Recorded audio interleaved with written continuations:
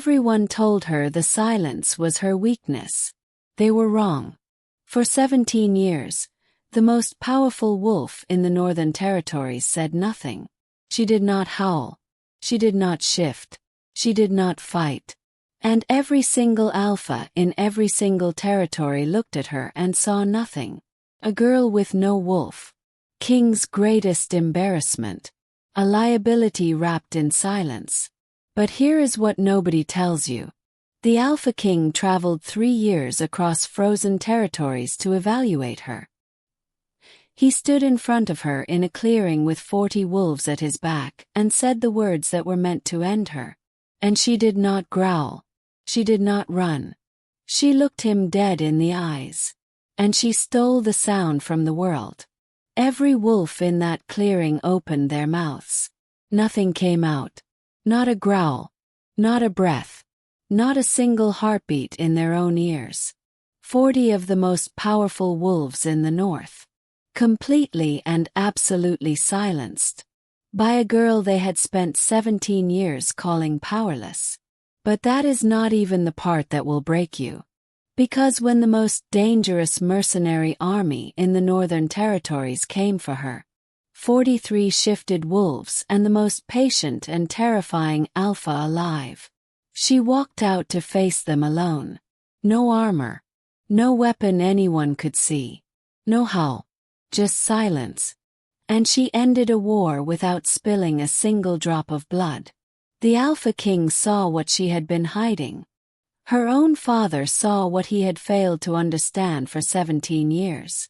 And Crest, the man who had never once retreated from anything in his entire life, turned around and walked back into the dark and was never seen in the north again. He never explained why. He never spoke of that night to anyone. Not once. 'Cause some things cannot be explained. Some powers do not have a name yet. And some girls are not silent because they have nothing to say. They are silent because the moment they speak, the whole world has no choice but to listen. Stay for this one. Because the moment she reaches into the silence and opens her hands, you will not breathe. You will not move. You will sit completely still. And for just a few seconds, you will finally understand what it felt like to be in that yard. This is the story of the girl who needed no howl. And the kingdom that almost lost everything because they could not hear what silence sounds like when it decides to speak. The bones in her shoulders cracked like green wood splitting under frost. Mara hit the mud face first, her palms sinking into the freezing earth, fingers clawing through dead leaves and cold rot that smelled like burial. The circle watched. 40 wolves in human skin, standing in a ring of pine torches, their breath rising in white columns against the November dark. They had come to watch her fail. She had given them 17 years to prepare for this moment. The claiming trial began at midnight, and midnight had already passed. Every wolf in the Valkyr pack had transformed by the age of 15, skin splitting open like a chrysalis, the beast inside ripping its way free with a howl that shook glass and woke birds from trees a mile away. Mara had felt nothing. No shift, no howl, no beast, just skin and silence, and the unbearable weight of being the Alpha King's only daughter. Get up! His voice came from the stone throne at the edge of the clearing. Her father, King Calder, wrapped in black wolf fur, his silver eyes catching the torchlight like coins at the bottom of a dark well. He did not say it with cruelty. That was worse. He said it the way men say things they have already buried. Mara pressed her palms into the frozen mud and pushed herself upright. Her knees were bleeding through torn leather. The cold was a living thing here. Not the comfortable cold of wool blankets and closed windows, but the brutal, stripping cold of open land in November, the kind that pulled heat from muscle and left only ache behind. Draven stepped out of the circle. He was the Alpha King of the Eastern Territories, young for his rank, 21 years old, and already carrying the particular stillness of a predator who had never once been prey. He smelled like cedar smoke and iron and something older, something that lived beneath the surface of him the way roots live beneath stone. He looked at her the way everyone looked at her. Like a problem. Like a door with no handle. She has no wolf, he said, not to her but to her father. Every daughter of Calder carries the bloodline.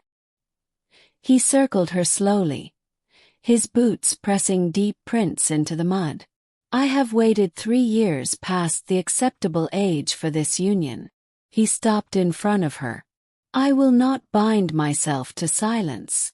The insult landed in the clearing like a stone into still water. Silence was what they called her. Not to wound her. They thought it was simply accurate. A wolf who could not howl was no wolf at all. Mara looked up at him. Her dark hair was plastered across her jaw with cold sweat and pine pitch, and her knees were still bleeding, and she had not slept in 36 hours because the anxiety of this night had eaten sleep alive. She did not look powerful. She did not feel powerful. But something underneath her ribs had been listening to him speak, and now it was awake. It was always awake. She just had never let it move. You want a howl, she said. Her voice was very quiet. In the circle, 2 of the elder wolves shifted their weight. Every alpha announces himself, Draven said. It is the first law. It is your first law, Mara said. It is the law of wolves who need the forest to know they are coming. Draven's jaw tightened. You have no shift. You have no howl. You have no wolf. He leaned close, and his voice dropped to something meant only for her. What exactly do you have, girl? Mara held his gaze. And then she did the thing she had never done in front of anyone. She reached inside herself, past the place where other wolves found their beasts, past the hollow where her howl should have lived, and she touched the silence itself. Not the absence of sound. The substance of it. The silence dropped over the clearing like a physical weight. The torches did not go out, but their crackling disappeared. The wind still moved through the pines. She could see the branches swaying, but the sound was simply gone. 40 wolves grabbed their own throats at the same moment. Not in pain, in shock, because not one of them could make a sound. No growl, no breath noise, no heartbeat in their own ears. Draven opened his mouth. Nothing came out. His eyes, calm, calculating, always calm, went wide for the first time she had ever seen, and what lived behind the calm was something ancient and animal and afraid. She watched the fear move through him like a wave through deep water. Mara took one step toward him. In the absolute consuming silence she had built from nothing. Her boot pressed into the frozen mud, and she watched his face rearrange itself around a truth he was not prepared for. She was not silent because she had no wolf. She was silent because she had eaten silence whole and made it obedient.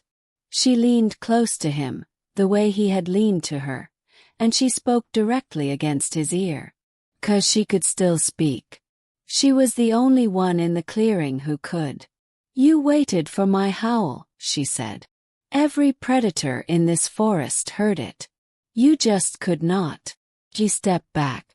She released the silence. Sound crashed back into the world like a wave breaking. Wind, fire, 40 sharp inhales, the distant call of an owl splitting the dark above the pines. Draven stood completely still. His chest was rising and falling fast, faster than she had ever seen an Alpha King breathe, and his hands, large, scarred, powerful hands that had held the throat of every challenger who came for his territory, were shaking. Just slightly, just enough. King Calder had risen from his stone throne. He was staring at his daughter with an expression she had never seen on his face in her entire life. He was staring at her the way a man stares at a door he has walked past for 17 years, only to discover it opens onto the ocean. What are you? Draven said. His voice was raw. Not with anger. with the particular rawness of someone who has just understood that the world is larger and more dangerous than their map of it. Mara looked at him steadily. The cold pressed against her bleeding knees and her pine-streaked face and her empty throat that had never once produced a howl. "I am what the bloodline becomes," she said, "when it stops performing for an audience." She turned her back on the Alpha King of the Eastern Territories. She walked through the circle. The wolves parted for her without thinking, their bodies moving on instinct, the deep animal part of them recognizing something their human minds had not yet processed. Something that did not growl before it struck. Something that did not announce itself. Something that had learned, over 17 years of being called silence, that the most terrifying power in a forest full of wolves was the one no one heard coming. Behind her, she heard Draven's voice.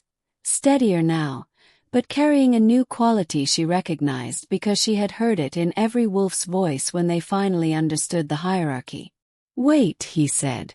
She did not stop. She did not need his recognition. She did not need his throne or his territory or his name pressed against her bloodline like a seal in hot wax. She needed nothing from him at all. And that, more than the silence, more than the power, more than the fear she had finally let herself wear openly, that was the thing that broke him. The Alpha King of the Eastern Territories had spent 3 years waiting for a girl to howl. He had not once considered that she was waiting for him to kneel. The pines closed around her. The dark swallowed her whole. And the forest, for the first time in 17 years, was completely, perfectly, beautifully silent. She walked until the torchlight behind her became a smear of orange against the black tree line. And then she walked further still. The pines here were old. Not the cultivated old of estates and trimmed hedgerows, but the savage old of things that had survived ice and fire and the long indifferent turning of centuries without any help from anything. Their bark was black with cold moisture. Their roots broke through the frozen ground like knuckles, like the earth itself was making a fist beneath her feet. Mara stepped over them carefully, not because she was afraid of falling, but because she had learned long ago to move through the world without disturbing it. It was a skill born of necessity. When you could not howl, when you could not announce yourself the way every other wolf in your bloodline announced themselves, with noise, with dominance, with a full-throated declaration of existence, you learned to move like water. You learned to take the shape of whatever space you entered without leaving marks. She had spent 17 years perfecting invisibility. Tonight she had spent 30 seconds dismantling it completely. The cold found the tear in her leather riding pants where her left knee had split open against the frozen mud, and it pressed into the wound with the focused cruelty of a blade. She did not stop walking. The blood had already begun to slow, clotting in the cold, sealing itself the way wolf blood always did. Faster than human blood, more efficiently, as though the body understood it was not permitted to stay broken for long. Above her, through the lattice of bare branches, the November sky was the color of iron. No stars. The clouds had moved in some time during the trial, thick and low and carrying the particular smell of incoming snow, a mineral sharpness layered over the earthier cold of frozen soil, something that bit the back of the throat and sat there. She pressed her palm against the nearest pine trunk and stopped, leaned her forehead against the bark. The bark was rough and slightly damp, and it smelled like resin and age and something faintly alive beneath the surface. She breathed. In the clearing behind her, she had been controlled. She had been deliberate. Every movement calculated to communicate exactly what she intended. Not aggression, not performance, but truth. Undeniable, unignorable truth. Out here, alone in the dark between the old trees, she let her hands shake. They shook badly. Her fingers pressed hard against the pine bark and trembled against it, and she pressed her forehead harder into the roughness and breathed through her nose and counted the seconds until the shaking passed. Took longer than she would have liked. She had held that silence inside herself since she was 8 years old, the first time she had reached into the hollow where her howl should have been and found something else living there instead. Something quiet and enormous and deeply, deeply strange. She had told no one. Not her father. Not Senna, her handmaiden and the closest thing she had to a friend inside the compound walls. Not the pack healers who had examined her twice yearly with expressions of increasing professional concern. She had simply held it, contained it, fed it nothing, given it no room to grow, treated it the way you treat something dangerous that lives in your house, with careful, respectful distance and the constant low-level vigilance of someone who has not forgotten what it is capable of. Tonight she had let it breathe. And now she was standing in the dark, pressing her forehead against a pine tree while her hands shook and her knee bled sluggishly through cracked leather, and she tried to decide whether she had made a catastrophic mistake. A branch cracked. 40 feet to her left. She did not move. She did not reach for the silence. Not yet. But she felt it shift inside her the way a sleeping animal shifts when it hears something, lifting its head without fully waking. Alert. Ready. Another crack. Closer. She turned her head slowly, keeping her body still, and scanned the dark between the trees. The torchlight from the clearing did not reach this far. Out here she was navigating by what little gray light filtered through the cloud cover, and by the other senses that had sharpened over years of living without the loudest one. She smelled him before she saw him. Cedar smoke and iron. And underneath that, something she had not noticed in the clearing. Something that was either emotion made physical or simply the smell of a man who had not slept in days. Cortisol and adrenaline and the sharp mineral scent of fear that had been compressed into something harder and more controlled. Draven stepped out from between two pines. He had not sent guards. He had come alone. That, more than anything else, made her straighten fully and turn to face him. He stopped when he saw her facing him. He had expected her back, she realized. He had expected to catch her unaware. His expression adjusted. Not quickly enough to hide the adjustment, but quickly enough to tell her he was very good at this particular kind of recovery.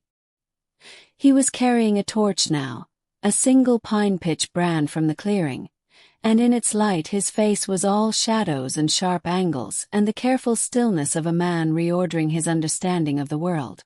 "You followed me," Mara said. "I walked the same direction," Draven said. "Through the dark. Without a torch of your own. Away from the compound." He paused. "Yes. I followed you." She studied him. He was taller than she had registered in the clearing. Or perhaps the clearing had been large enough to absorb his size, and out here among the trees there was nothing to diminish it. He wore no ceremonial fur now. Just dark riding clothes, practical and worn at the knees, the collar of his jacket turned up against the cold. He looked less like a king and more like a man. She was not certain that made him less dangerous. If anything, it made her more careful. "What do you want?" she asked. He was quiet for a moment. The torch crackled between them, and the resin smell of it mixed with pine and cold earth and the distant snow that had not yet arrived. "I want to understand what I saw," he said. "You saw what you saw. That is not an answer." "It is the only answer that is mine to give," Mara said. "The interpretation belongs to you." He took a step closer, and she noted the way he moved. The particular deliberateness of a wolf who is very aware that he is choosing not to use his full speed, choosing to telegraph his approach, choosing to make himself readable. It was a form of communication. In wolf language it said, "I am not attacking." She received it without responding to it. 40 wolves in that clearing," he said. 40 wolves. And you removed sound from the world the way you would pull a cloth off a table. He stopped a few feet from her. Close enough that she could see the specific quality of attention in his silver eyes. Not her father's coin silver, but something darker, more like mercury. Liquid and unstable and very bright. Not one of them could make a sound. Not one. I know, Mara said. You were the only one who could speak. Yes. Because you were the source of it. Yes. He absorbed this. She watched him absorb it. Watched the information move through him the way cold moves through muscle, layer by layer, touching everything. How long? He asked. She did not answer. How long have you been able to do this? She looked at the space past his shoulder, at the dark trees and the dark sky and the first white fleck of snow that had just appeared in the torchlight between them. No. Arriving exactly when it had promised to. That, she said, is not a question I will answer tonight. Is it a question you will answer at all? She brought her gaze back to his face. That depends entirely on what you plan to do with what you already know. He was quiet for 3 full seconds. She counted them. My eastern border has been contested for 2 years, he said. The shift in subject was so abrupt she almost did not follow it. Almost. The Harrow Pack, he said. You know them. It was not a question. Everyone in the Northern Territories knew the Harrow Pack. They were not a pack in the traditional sense, not built on bloodline or geography or the old loyalties of shared territory. They were mercenaries. Wolves who had severed their pack bonds deliberately, surgically, with the same cold practicality you might use to cut a rotting limb, and who now sold their particular skills to whoever needed land taken, or held, or bled for. Their alpha was a man named Crest. She had never met him. She had read everything written about him, because her father kept files on every significant power in the Northern Territories, and Mara had been reading her father's files since she was old enough to pick the lock on his study door. Crest was patient. That was the detail that appeared in every report, buried in different language but always present. Patient in the way that glaciers are patient, moving slowly enough that you do not register the movement until you look back and find that everything has changed. They have been watching your pack, Draven said. Specifically, they have been watching you. The snow was falling properly now. Small flakes, dry and light, catching in the torchlight like sparks thrown upward. They landed on Mara's hair and her shoulders and the back of her bleeding hand, and she felt each one as a small cold point of contact before it melted. Why would the Harrow Pack watch me, she said. Because your father's greatest perceived vulnerability has always been you, Draven said. There was no cruelty in it. He said it the way a general says. Here is the terrain, here are the challenges, here is what we are working with. A daughter with no wolf. A daughter who cannot shift, cannot howl, cannot fight in the traditional sense. A daughter who represents either an inexplicable failure of the bloodline or a powerful incentive for enemies who want something to hold over Calder's head. He paused. They planned to take you tonight. The snow fell between them. The torch crackled. Somewhere deep in the forest behind Draven, something moved. A deer probably, startled by the smell of wolves on the wind. Mara did not let her expression change.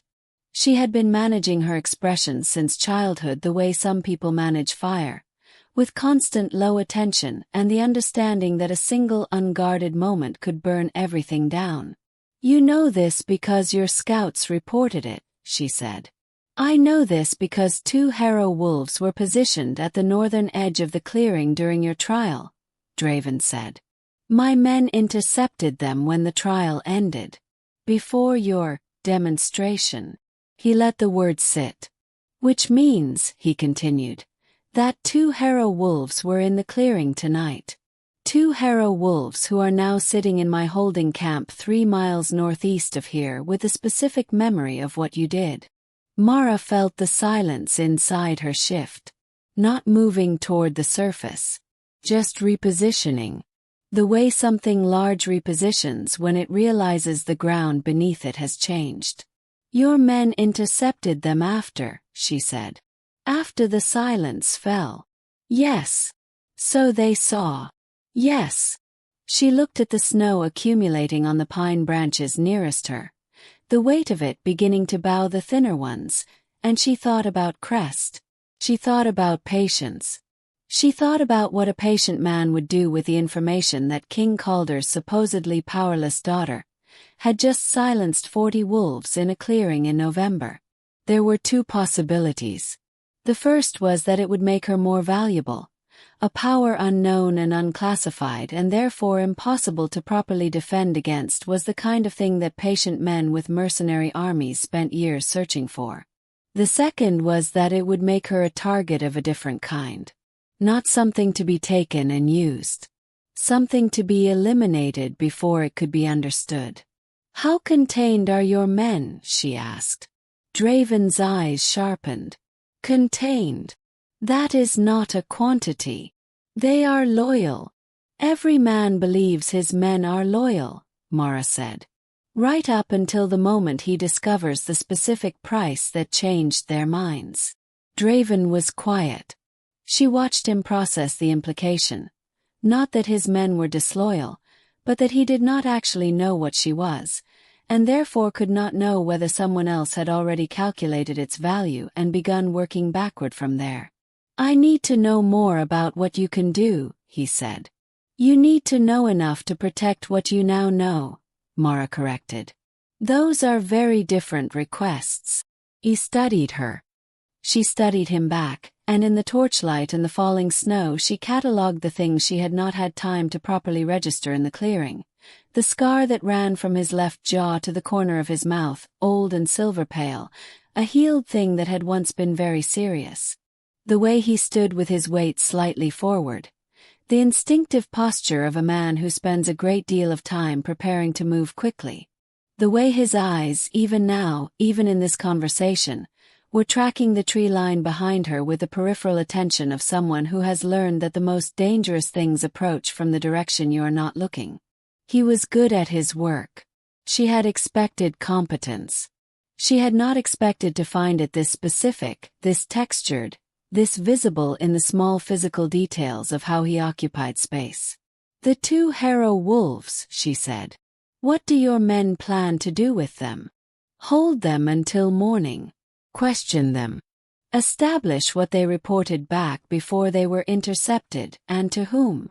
And if they reported nothing yet, then we have a window. A small one." "Yes," Draven said. "A small one." Mara looked at the torch. At the flame specifically. The way it bent in the light wind coming through the trees, always toward the same direction, always pulled by the same invisible current. She had a decision to make. She had known, from the moment she released the silence in the clearing, that she had irrevocably altered the terms of her own existence. There was no unknowing it. No resealing what she had opened. The only variable remaining was who controlled the information and how fast. "I want to speak to them," she said. Draven blinked. It was the first genuinely unguarded thing she had seen him do. "The harrow wolves. Yes. They are prisoners. I understand what they are. They are trained not to speak under conventional questioning," Draven said. "They will not respond to." "I did not say I intended to question them," Mara said. He stopped. He looked at her. And she watched the understanding arrive in his face. Slowly, the way dawn arrives, not all at once but in increments, each one changing the quality of everything it touched. "You want to use the silence," he said. "I want to have a conversation," Mara said. "In conditions that are more honest." She pulled her jacket tighter against the cold and looked at him steadily. "Can you take me to your holding camp or not?" He held her gaze for a long moment. The snow fell between them. The torch crackled. Somewhere above them both, in the iron-colored clouds, the weight of the coming storm was building toward something. "Your father," he said, "will wonder where you are." "My father," Mara said, "has wondered about me for 17 years. One more night will not break him." Something moved in Draven's expression at that. Something she did not have a name for yet. Not pity, she was fairly certain, because he did not strike her as a man who defaulted to pity. Something more complicated.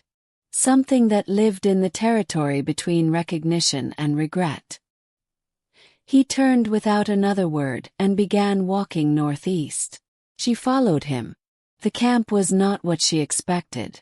She had expected military precision, ordered tents, regular guard rotations, the visible architecture of a force that knew it was being watched and wanted to communicate readiness. What she found instead was something smaller and more deliberate. 7 tents arranged in a rough circle around a fire that had been built low and smokeless, the kind of fire you built when you did not want anyone to find you by the sky sign of your smoke. 12 men in dark clothing who moved through the camp with the quiet efficiency of people who had learned that noise was a liability. They looked up when Draven entered the firelight. They looked at Mara with a particular expression of men who had received no briefing about her presence, and were deciding in real time how concerned to be. Draven said nothing to them. He walked directly to the far edge of the camp where 2 figures sat against a pine trunk, wrists bound behind them, ankles lashed together with what looked like braided leather cord. The Harrow wolves. Mara studied them as she approached.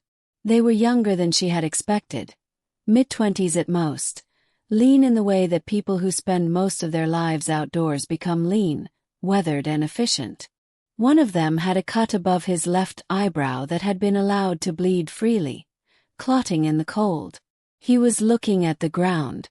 The other one was looking directly at her. His eyes were pale, not silver like her father's or mercury like Draven's, but the washed-out, almost colorless pale of ice over deep water. He had been looking at her since she entered the firelight, like he already knew who she was, like he had been waiting for her specifically. That, more than anything, told her what she needed to know about how thoroughly the Harrow pack had been watching. She crouched in front of them.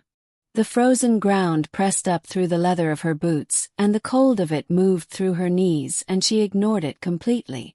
She looked at the one with the pale eyes. "You were in the clearing," she said. He said nothing. "You saw what happened to the sound." "Nothing." "I am not going to ask you questions," Mara said.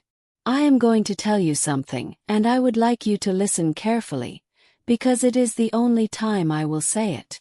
The pale-eyed wolf watched her. His expression was controlled. Professionally controlled, the way Draven's was controlled. But underneath it, in the slight tension of the muscle at the corner of his jaw, in the way his breath had slowed to the deliberate slowness of conscious management, she could read the thing he was not showing. He was afraid.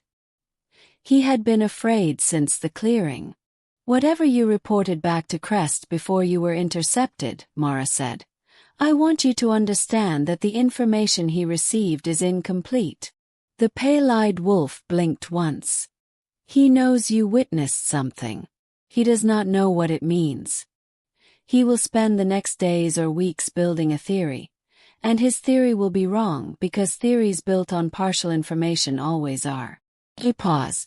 "That is not a problem I need to solve. That is a problem Crest needs to solve.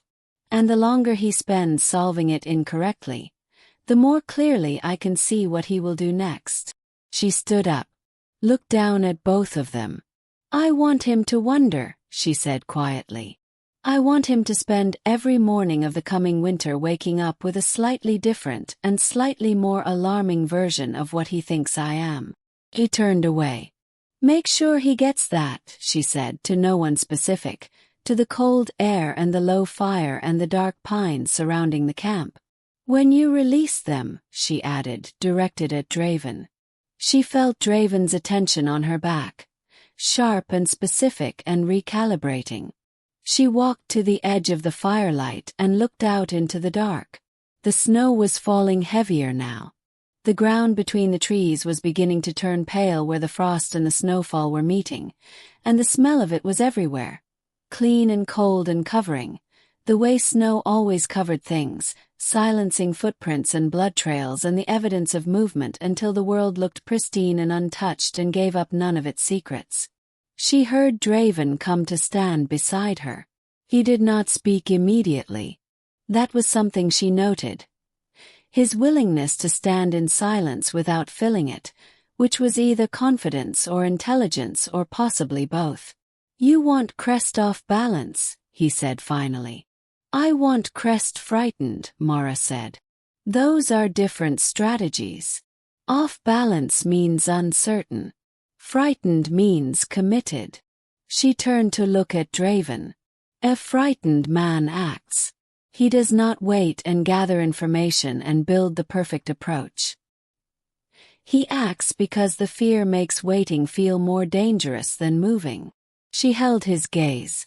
"I need him to move. I need him to show me what he does when he is afraid, because that is the only time a patient man becomes readable." The torchlight from the camp caught the sharp line of Draven's jaw and the mercury of his eyes, and she watched him work through the logic of it. She could almost see him doing it, the same way you can see the surface of deep water disturbed by something moving underneath. "You are not afraid of the Harrow Pack," he said. It was not admiration exactly. It was more precise than admiration. It was the specific tone of a man who is revising a very fundamental assumption. "I am absolutely afraid of the Harrow Pack," Mara said. "I am afraid of them the way you should be afraid of anything patient and well-resourced and entirely without sentiment." She looked back at the dark trees. "But I am more afraid of being managed. I am more afraid of being protected and contained and kept behind compound walls while the people who see me as a liability make decisions about what to do with me." She said it without heat, without the self-pity that would have made it dismissible. She said it as simple fact, the way you state the temperature or the direction of the wind. Draven was quiet. The snow fell around them both. "I came tonight to evaluate a political union," he said. "I know," Mara said.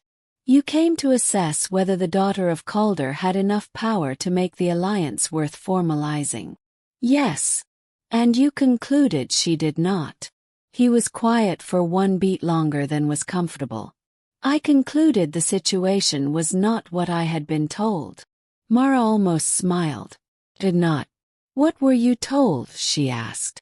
"That the girl had no wolf. That she was a vulnerability.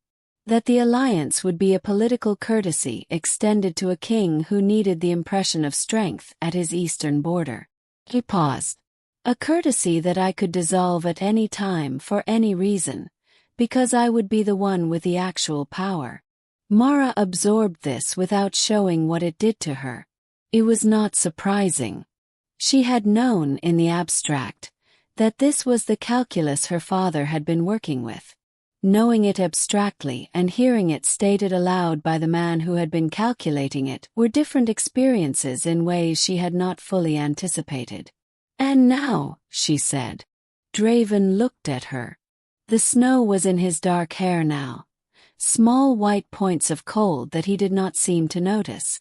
"Now I am standing in a forest at midnight with a woman who just frightened 2 Harrow scouts into recalibrating everything their alpha thought he knew," he said. "And I am wondering whether the liability was ever her." He paused. "Or whether the liability was always the people who could not see past the absence of a howl to what lived in the silence beneath it." The fire in the camp crackled behind them. Above them, in the heavy clouds, something moved.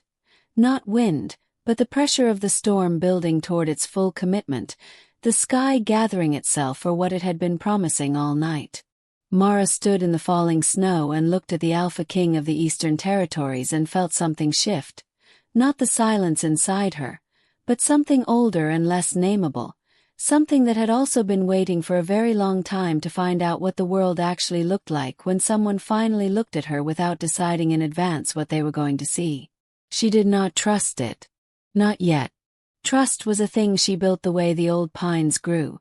Slowly, with deep roots, and only in soil that had proven it could hold weight. But she noted it. She filed it alongside the scar on his jaw and the forward weight of his stance, and the way he had followed her alone into the dark. "The Harrow pack will move before the first thaw," she said. "I know," Draven said. "When they do, they will not come for my father's border." She turned to look at him fully. "They will come for me." The snow fell between them, steady and silent, covering everything. "Yes," Draven said. And for the first time all night, he said something without calculation behind it. "I know." The Harrow pack came on the last night of winter. Not at dawn, the way armies come when they want to be seen. Not with torches and war cries and the theatrical violence of a force that needs its own noise to stay brave. They came in the deepest dark before sunrise, when the cold was at its most absolute and the wolves of Valkyr were at their most human. Sleeping, dreaming, their guard rotations slowed by the particular exhaustion of a winter that had stretched 3 weeks past its welcome. Mara had been awake for all of it. She had been awake for 4 days. Not because she could not sleep, but because the silence inside her had been restless since the snow began to melt at the forest's edge. Restless the way deep water is restless before a storm, moving against itself in currents that had no name and followed no predictable pattern. She had learned to listen to it. She stood at the window of the eastern tower of her father's compound, and she watched the tree line and she waited. At 3 in the morning on the last night of February the birds stopped. Not gradually. Not the natural tapering of nighttime bird noise as the cold settled deeper. All at once. The entire forest went from its low nocturnal murmur, the occasional wing beat, the distant call of a hunting owl, the small rustlings of things that lived in bark and root, to absolute biological silence. The kind of silence that only happens when everything that can move has already moved away from something. She was already pulling on her boots before the first Harrow wolf broke the tree line. She counted them from the tower window. Not 10. Not 20. 43 wolves in their shifted forms, moving through the melting snow at the forest's edge with a low, ground-eating lope of animals that had been running a long time and had learned to conserve themselves for what waited at the end. And behind them, still in human form, walking with the unhurried patience of a man who had never once needed to rush because he had always arrived exactly when he intended to. Press. She had read descriptions of him. None of them had captured this. The specific quality of his stillness, the way he moved through the chaos of his own army, the way an eye moves through a storm, untouched at the center of everything violent. He was looking at the compound. Not at the walls or the gate or the guard towers. At the eastern tower window. Her. She stepped back from the glass. Her heart was doing something architectural, rearranging itself around a new understanding of what the next hour would require. She had planned for this. She had spent 3 months planning for this, since the night in the forest when she had told Draven they were coming for her specifically. She had planned for the numbers, for the approach pattern, for the specific vulnerabilities in the compound's eastern wall that the Harrow pack scouts would have identified and reported back. What she had not planned for was the feeling of looking down at 43 shifted wolves and one patient, terrible man, and understanding in her body, in her blood, in the oldest part of herself that had no language, that plans made in safety always look different from the inside of the moment they were built for. She grabbed her jacket and ran. The corridors of her father's compound were already alive with noise. Alarm bells, the heavy footfall of guards moving to their positions, the particular controlled chaos of a stronghold that had been woken by attack and was reorganizing itself around the new shape of the night. She took the stairs 3 at a time. She passed 2 guards who called her name, told her to get to the protected interior rooms, used the specific urgent tone of men who believed they were giving her an instruction she would follow. She did not slow down. She hit the ground floor and turned east. The great hall was full of wolves mid-shift, some fully transformed, shaking themselves into their full forms with a snapping crack of rearranging bone, some caught between, more terrible in their incompleteness than in either of their states. Her father was at the center of it. King Calder already shifted, his great silver-black wolf form standing 4 feet at the shoulder, his eyes finding hers across the chaos of the hall with an expression that was simultaneously an order and a plea. She shook her head. She moved through the hall to the eastern doors. Someone grabbed her arm. He turned. Raven. He was shifted halfway, not in wolf form, but the change was moving through him. She could see it in the particular luminescence of his eyes. The mercury turned to something brighter, something that did not belong in a human face. He had ridden from the eastern border 2 weeks ago and had not left. He had not explained this to her. He had simply remained, repositioning his camp closer to the compound each day, and she had understood that this was also a form of language. "Do not go outside," he said. His voice was already changing, deeper at the edges, roughened by the shift beginning in his throat. "That is what he wants. He wants you in the open." "I know what he wants," Mara said. "Then you know that going outside is exactly what needs to happen," she said. She looked at him steadily. In the chaos of the hall, in the noise and the torchlight and the smell of 40 wolves mid-shift, sulfur and heat and the deep animal musk of bodies changing, she looked at the Alpha King of the Eastern Territories and she said the thing she had been building toward for 3 months. "They are here for me," she said. "If I stay inside, they will pull this building down to find me and everyone inside it will be caught in the collapse." She held his gaze. "But if I go out there, the fight happens on ground I have chosen, under conditions I understand, and no one inside this building has to die for the mistake of being near me when Crest finally loses his patience." Draven stared at her. His jaw was tight. The muscle in it was working against something. Against the instinct to physically block her path, she suspected, against everything in him that had been built to protect and hold and keep things from leaving his reach. "You cannot do this alone," he said. "I know," Mara said. And she put her hand on his chest, briefly, over his heart. Not a romantic gesture, or not only that, but the specific gesture of someone who needs another person to feel what she is saying because words are not sufficient. She felt his heartbeat under her palm. Fast. Controlled but fast. The heartbeat of a man who is afraid but has long practice at making fear into fuel. "I am not asking you to stay behind," she said. "I am asking you to follow my lead. Whatever happens out there. Whatever you see me do."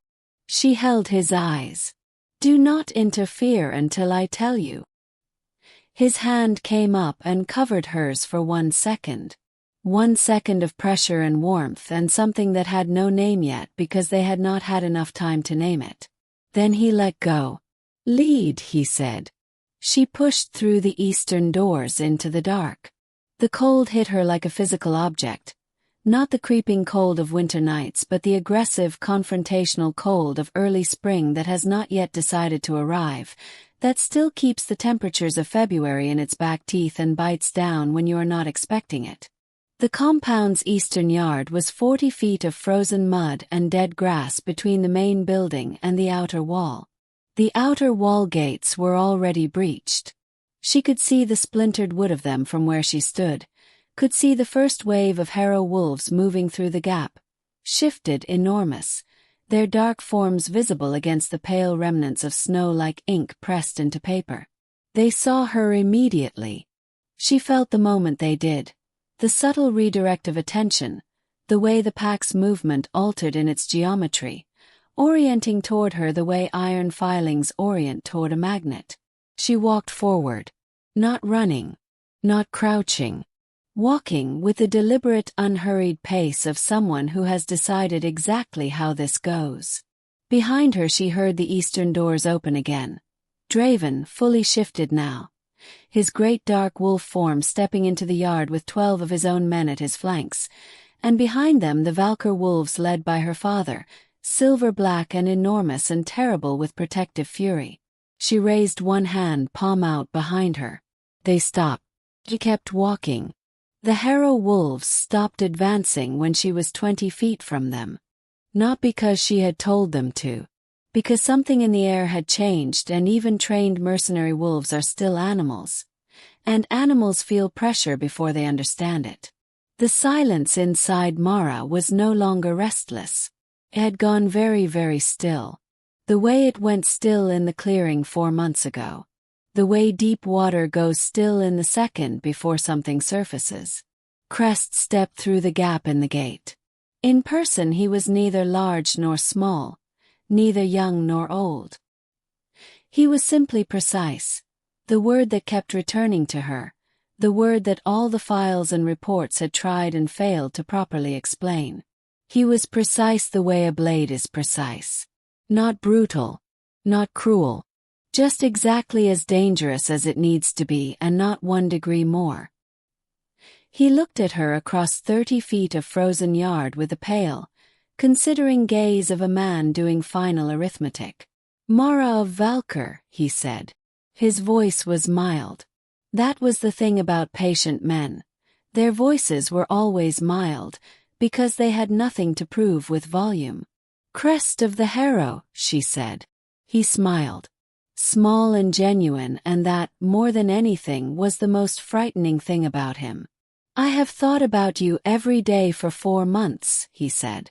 "I know," she said. "You have been trying to determine what you saw." "Trying and succeeding," he said. "You suppress sound.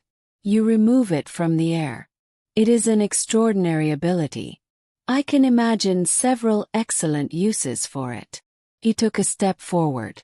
"I can imagine even more excellent uses for the person who wields it. Provided she is properly motivated. And if she is not," Mara said. "Then I am afraid she becomes a different kind of asset," Crest said. "The kind whose value lies in ensuring she is not available to anyone else." He said it mildly. That was the sentence of a man describing her death.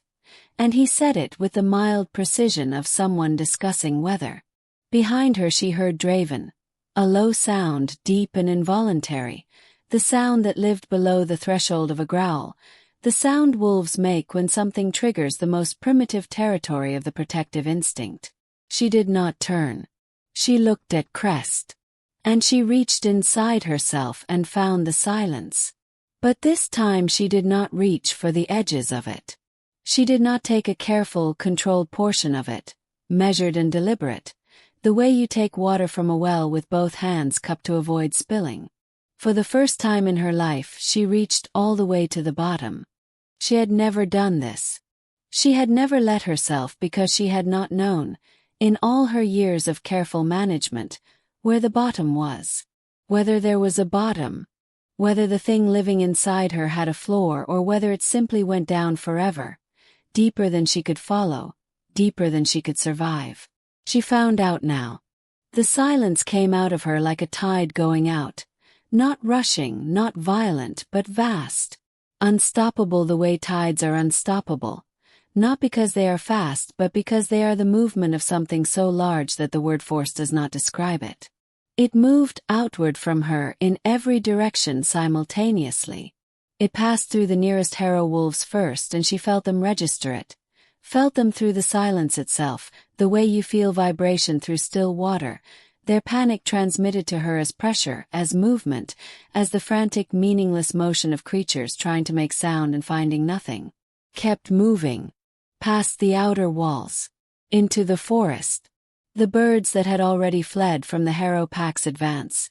Even they went silent, caught in the radius as it expanded, as it swept through the dark trees like a wave moving through grass. The silence grew. And grew. And kept growing. Until Mara was standing at the center of the most profound quiet the world had ever held in this valley, this forest, this territory.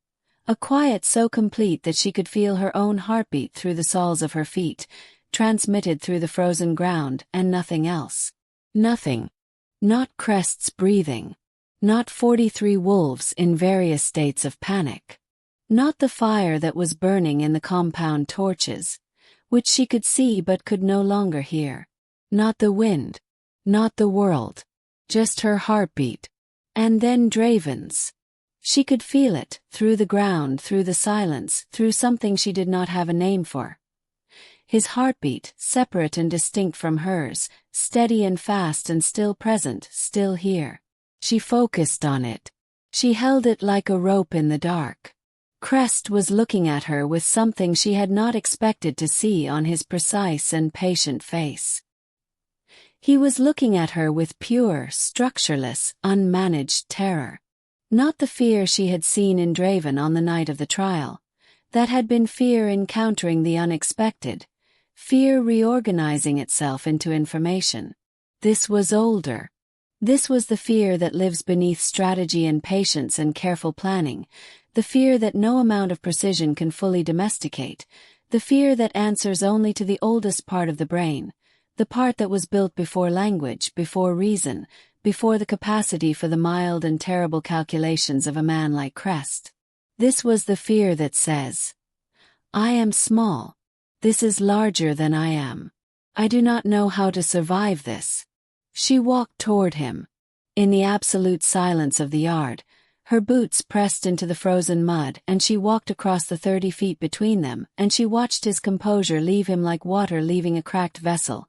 Not all at once, but steadily, irrevocably, the slow catastrophic draining of a thing that cannot hold what it was built to hold. She stopped 3 feet from him. She looked at him. She was bleeding from her knee again, the old wound reopened by running through cold corridors. Her hair was loose and snowdamp around her face. She was wearing riding clothes and no armor and no weapons she could be seen to carry.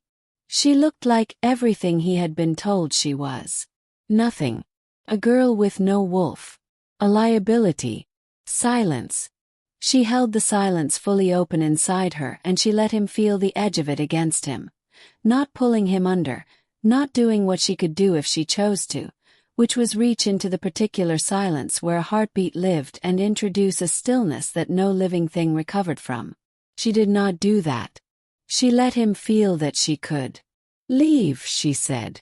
Into the absolute quiet of the yard, into a world that held no other sound. Her voice arrived like the first sound ever made. Like the original word. Like something that had decided to exist for the first time. Leave this territory. Leave the north. Take your pack and your patience and every version of what you thought I was and build your calculations somewhere else. She held his gaze. Because I am not a vulnerability. I am not an asset. I am not a thing to be taken or held or used or removed. She leaned forward, the way she had leaned toward Draven on the night of the trial, the way she had learned that the smallest distances were sometimes the most powerful ones. I am the silence that was here before your armies and will be here long after them, she said. And I will not ask you twice. Crest looked at her for one long, unreadable moment. Then something in him made a decision that she saw travel through his entire body.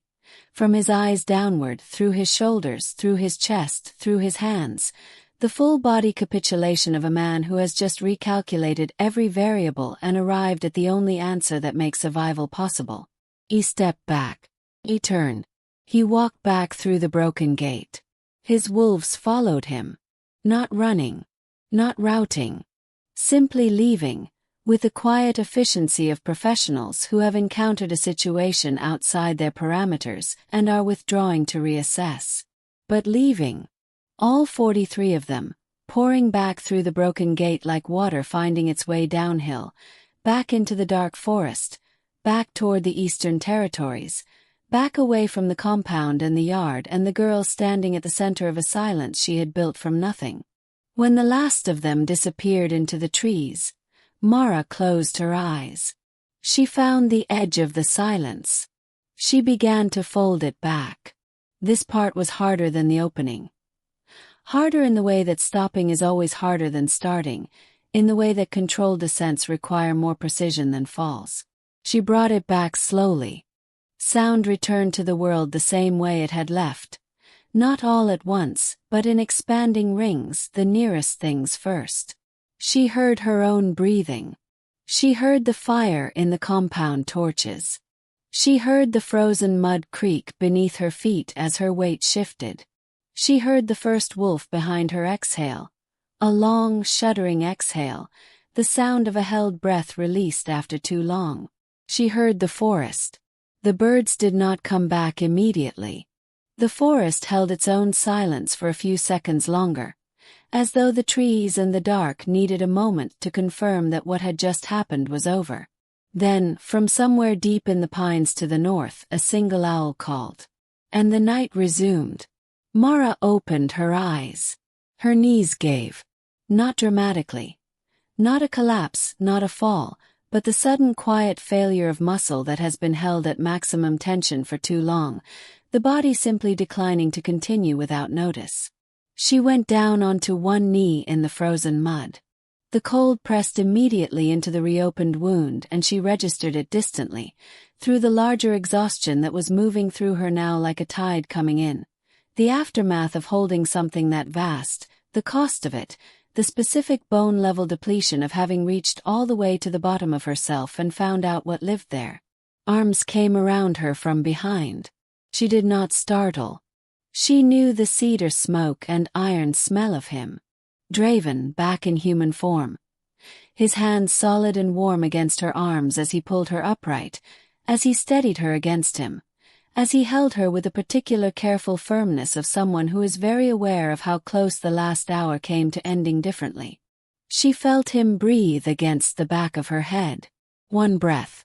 Long and unsteady at its edges. The breath of a man who has just watched something he was not prepared to lose come close enough to loss to change the fundamental texture of the word forever. "You are bleeding," he said. His voice was rough. "I know," she said. "You should have let me." "No," she said. Not unkindly. With the full, unambiguous certainty of someone who has just proven, to herself more than to anyone else, exactly what she is and what she is capable of and what she does not need to be protected from. He was quiet. She felt him accept it. Not easily. Not without the particular internal friction of a dominant wolf, accepting that the person in his arms requires something other than dominance. But he accepted it. His grip did not loosen. But it changed. From the grip of someone steadying a person who might fall, to the grip of someone simply choosing not to let go. She let that be what it was. Around them, the compound was coming back to itself. Wolves reshifting, guards moving to assess the breach in the outer wall, voices carrying across the yard in the way voices carry when the danger has passed and the body is still full of the chemicals of crisis and needs to use them for something. Her father appeared at the edge of her vision. King Calder, back in human form, silver-haired and tall, and wearing the expression of a man who has spent 17 years believing he understood the precise dimensions of his loss and has just discovered he understood nothing. He looked at her. She looked back at him. There was so much to say. There was so much that 17 years of silence, the other silence, the silence between them, the silence made of everything he had not known how to tell her and everything she had not known how to show him, had accumulated into something that could not be crossed in a single night. She knew that. She suspected he knew it too. He crossed the yard and stood before her. He put one large hand against the side of her face, briefly, gently, with a particular tenderness of a man who has learned tenderness late and holds it carefully because of that. He said nothing. She leaned into his hand for 1 second. That was enough. That was, for now, sufficient. He stepped back. He looked at her and at Draven behind her, and he looked at the broken gate through which 43 wolves and 1 patient man had disappeared into the dark. "Well," he said. His voice was not fully steady. "I suppose we should repair the gate." It was, she thought, the most profoundly inadequate thing he had ever said. It was also the first time in 17 years she had heard him make a joke. She almost smiled. Did not. But almost. In the weeks that followed, they would call it the silence at the eastern gate. The night when no blade was swung, No blood was shed beyond a reopened knee.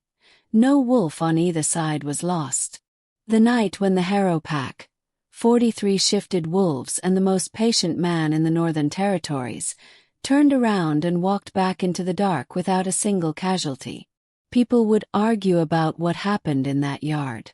The wolves who had been present would describe it differently, each account shaped by the specific angle they had occupied, the specific distance between themselves and the girl at the center of it. Some would say she grew taller. Some would say the air itself changed color. Some would say they felt it in their chests, a pressure like being held underwater, not painful but absolute. Crest himself would never speak of it. Not to his pack. Not to the allies who demanded to know why he had retreated. Not in any letter or record or account. He simply moved his operations south, quietly and without explanation. And the Harrow Pack was not seen in the Northern Territories again. The alliance between Valkyr and the Eastern Territories was formalized in the spring, not with the ceremony that had been planned. The ritual howling, the symbolic shift of territory, all the loud traditional machinery of a wolf union. But quietly, over a table in the Great Hall, with 2 signatures and a fire burning low in the grate and no audience but the snow still melting outside the window. Draven signed first. Then Mora. Their hands were very close on the page. He did not touch her. She did not touch him. But she felt the warmth of him across the small distance, and she thought, there is time. There is now finally time. There is no howl written in this story. That is not an omission. The Northern Territories would remember that when the Harrow Pack came, no one howled. No one needed to. The girl who was called Silence had stood in the dark at the edge of everything she had ever held back, and she had opened her hands. And the world, which had been so full of noise, of howls and war cries and the relentless announcement of power, of every alpha in every territory insisting that strength had to be heard to be real, went quiet. And in that quiet, finally, everyone heard her. She ruled without a howl. She ruled with the thing that came before sound and outlasts it. The silence that holds the whole world inside it, waiting for something worthy enough to break it.